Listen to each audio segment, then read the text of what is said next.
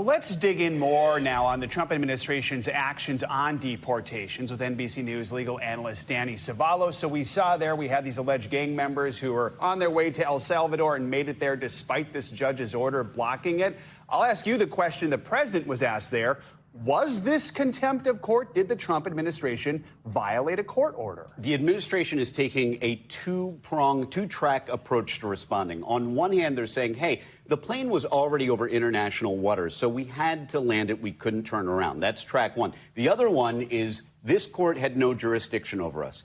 Track one is the better argument for the administration. It is a dangerous, slippery slope to start saying that U.S. district courts simply have no power over the Article 2 executive branch. That is a dangerous argument to make. However, they may ultimately be right. Once litigated, there may be a determination that the executive did have the power and the district court did not. But as a rule of thumb, it is a really bad idea to not at least try to comply with even a district court's order. Yes, that may be the lowest trial court in the federal system, but they have the power to issue nationwide injunctions. It's controversial, but they do have that power, and it's a very dangerous thing for the executive to start saying that we have already predetermined that we would win if this issue, if litigated, therefore we defied the order. The better argument for the administration is we simply couldn't turn the plane around. We were almost there. So just a second ago on screens, we had this sort of definition of the Alien Enemies Act. That particular act, here it is again, it is sort of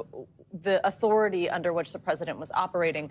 The use of that, the invocation of this may, do we think, end up at the Supreme Court? And what would justices be weighing? So let's go back to the late 1700s. And during that time, America didn't have ICE. They didn't have the FBI. They didn't have the CIA. They simply didn't have the resources. And if the president had to wait for Congress to be in session, those members of Congress had to get on a horse and clip-clop their way into session to give the president those powers. So Congress gave the president expansive power because he was really the only one at the time who could do anything about this. So that's going to be the historical context that courts are going to look at. But I caution folks, don't simply argue that because this is an old law, it is therefore no good. The Constitution is a series of old laws, and we use them all the time. So the bottom line is there is this expansive grant of power that has simply been dusted off and is being used. And the key word, as many disputes do, comes down to one word, really, invasion, because there is no declared war. That's one of the bases under the act. However, now the argument is going to be that these migrants are an invasion,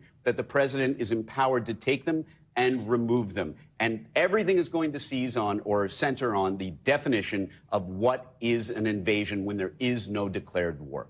Thanks for watching. Stay updated about breaking news and top stories on the NBC News app or follow us on social media.